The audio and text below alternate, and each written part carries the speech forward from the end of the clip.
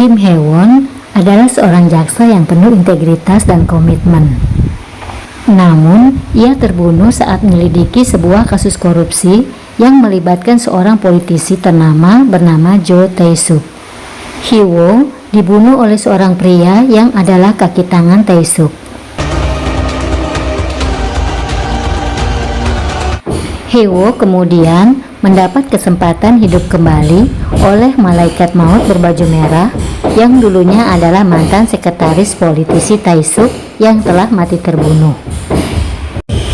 Dan malaikat maut tersebut memberikan syarat kepada Hee-woo untuk menjatuhkan politisi Jo Tae-suk. Dan kemudian Hee-woo terbangun kembali sebagai seorang siswa SMA akhir yang bekerja paruh waktu di sebuah toserba. Dari sinilah petualangan hidup Hee-woo dimulai kembali. Karena sudah mengetahui apa yang akan terjadi di masa depannya, Hee-woo berubah menjadi seorang yang berani dan bertanggung jawab.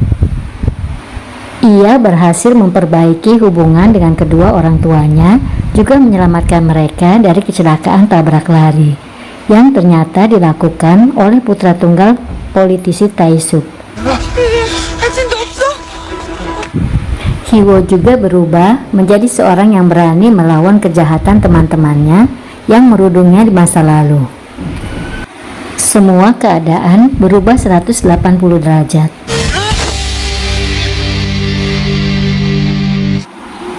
Ia juga berubah menjadi seorang murid teladan dan mandiri yang mampu membiayai sekolahnya sendiri tanpa membebani kedua orang tuanya. Di kehidupan keduanya, Hee-woo banyak bertemu orang-orang di kehidupannya yang pertama. Namun, ia juga bertemu dengan Lee Min-soo yang tidak ia kenal sebelumnya di kehidupan pertamanya. Dan Kim Hee-ah yang juga sama-sama asing tapi cukup familiar untuk Hee-woo. Dan belakangan diketahui kalau Hee-ah adalah putri satu-satunya pimpinan Chunha Group. Ketiganya langsung dekat karena beberapa kejadian yang melibatkan mereka, dan secara kebetulan mereka juga sama-sama mahasiswa di Universitas Hankook. Kemudian Hee-woo juga kembali bertemu dengan malaikat maut berbaju merah di kehidupan barunya. Namun kali ini bukan sebagai malaikat maut, melainkan sebagai Han Jin-kyun, sekretarisnya Tae-suk.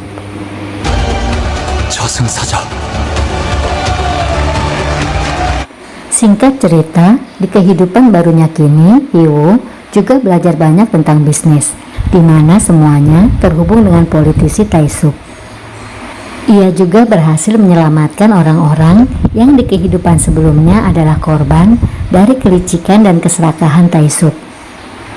Dan upaya Hee-woo untuk mengungkap kebusukan Tae-suk dimulai dengan menghancurkan grup kriminal yang didukung oleh pemerintah setempat, yang mana pihak pemerintah itu masih merupakan kaki tangan Tae-suk. Mereka melakukan banyak tindakan kriminal seperti perjudian, penjualan narkoba, penjualan manusia, sampai korupsi.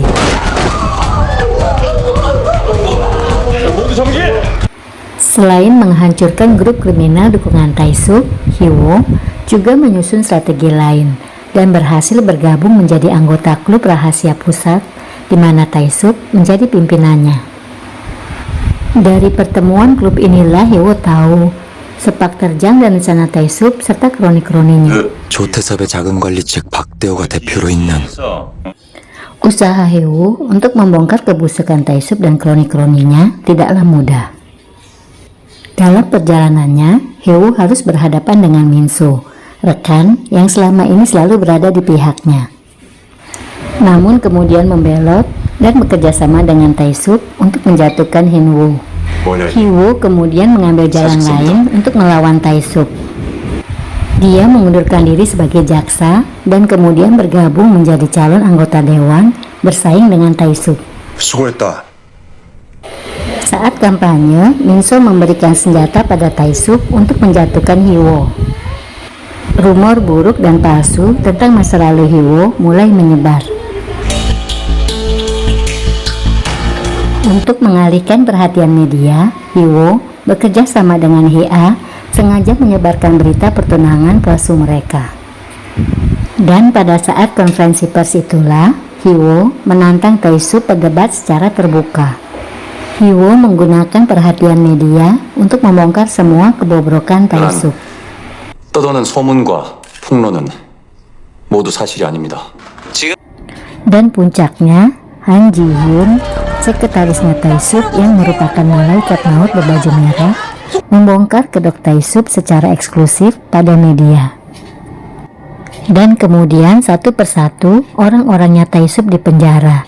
Dan tak lama kemudian, berita penemuan jasad milik Tae-sub disebar di berita. 가운데 조 의원으로 추정되는 변사체가 대명 해수욕 Kemudian, Hyo dan rekan-rekan seperjuangannya merayakan keberhasilan mereka.